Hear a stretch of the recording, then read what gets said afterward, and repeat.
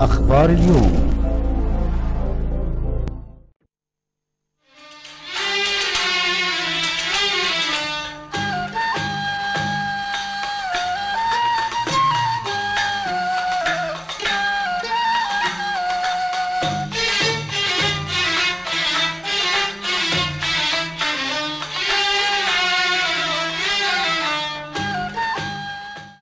فضحك رسول الله وقال كلها بقي إلا كتفه،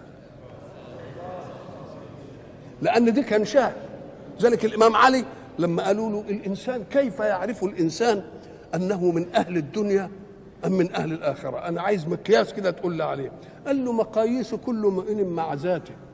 هل توجد مقاييس لمؤمن مع مؤمن آخر؟ لا، مقياس المؤمن في إيمانه مع ذاته. طب إزاي؟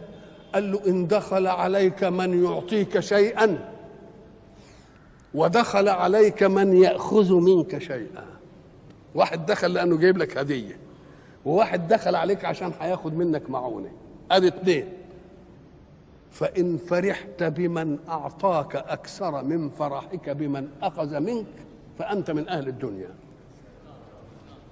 وإن فرحت بمن أخذ منك أكثر ممن أعطاك يبقى أنت من أهل الآخرة. لأن الإنسان يحب من يعمر له ما يحب، فإن كنت محبا للآخرة تنبسط منه، وإن كنت بتحب الدنيا تنبسط من اللي يديك، لأن ده هيزود اللي أنت بتحبه.